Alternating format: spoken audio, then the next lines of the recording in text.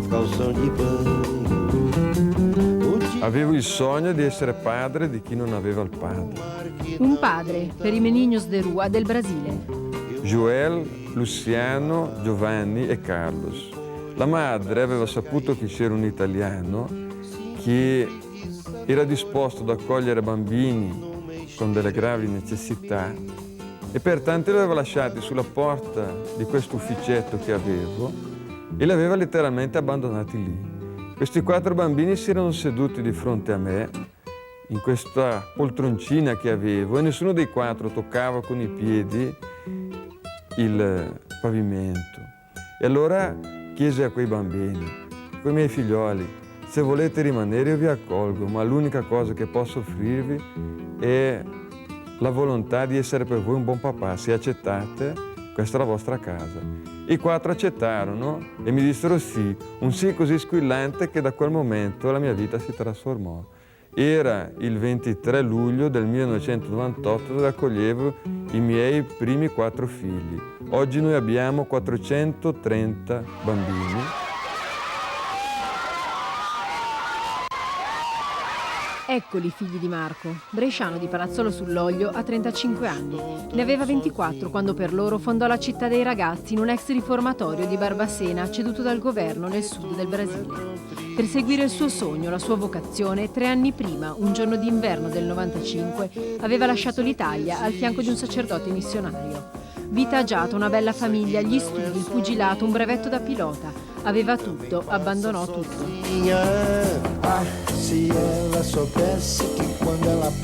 Fin da quando ero bambino la mia famiglia riceveva sacerdoti missionari che ci raccontavano le loro storie e le storie della povertà brasiliana, storie che mi hanno conquistato, mi hanno affascinato, mi hanno fatto comprendere che di fatto la mia vita poteva essere molto più utile in Brasile di che in Italia.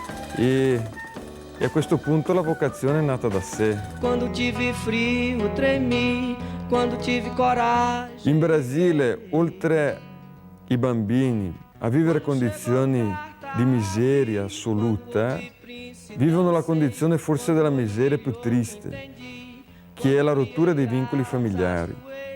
Vivono la condizione di povertà più grande, che è la povertà affettiva. Quando dei por mim, tava aqui. Quando li achei, mi... Bambini vittime delle ingiustizie e delle violenze che vivono sulla strada nelle favelas della città. Il Tribunale dei minori li affida a Marco e alla sua opera San Michele Arcangelo. La costruisce negli anni come una grande famiglia, sostenuto dalla fede senza mai arrendersi alle tantissime difficoltà. Dopo il 2000, anche a causa dell'ostilità di alcuni potenti locali, sposta i bambini in una nuova struttura, un villaggio che tira su pezzo per pezzo con gli amici, imprenditore della solidarietà.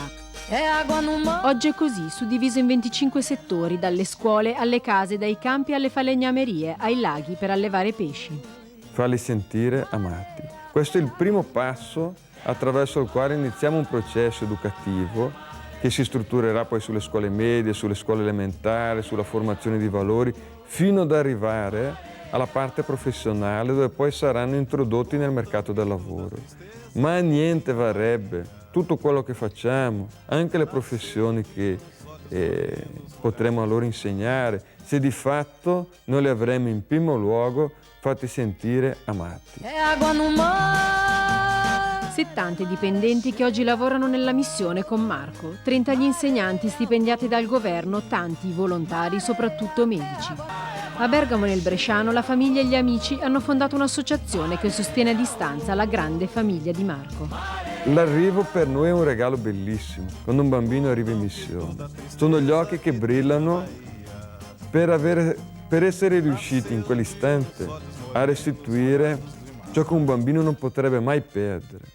La speranza, a restituire ciò che l'infanzia non può perdere, che è l'innocenza. E hanno perso la capacità di sognare e quando li riceviamo gli occhi ritornano a brillare perché di fatto in questo bagliore nei loro occhi si ritrova la capacità di voler intraprendere una nuova vita.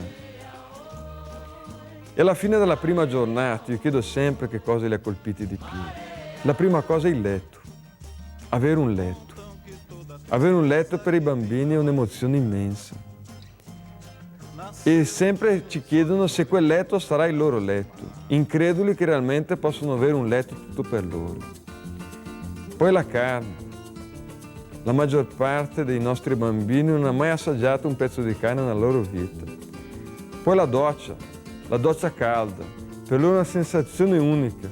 Per la prima volta, dopo 8-9 anni di vita, assaporano la sensazione di poter fare la doccia. Per loro è una sensazione unica.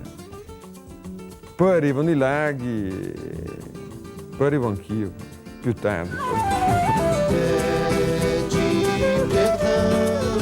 C'è tanta giovani che già sono usciti, che hanno un lavoro, la loro indipendenza e ogni tanto tornano a rivedere questa grande famiglia che per loro il San Michele è stata. Sono già nonno, sono stato nonno a circa 30 anni, credo di essere tra i nonni più giovani che di fatto io abbia conosciuti.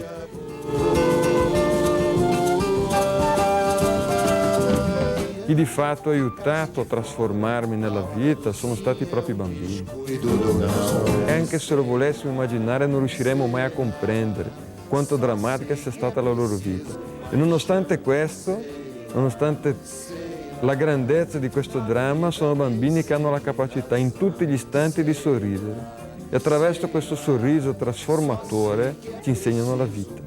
Non vorrei mai guardarmi in nessun momento della vita e sapere che non ho dato tutto quello che potevo. Questo è il mio sogno.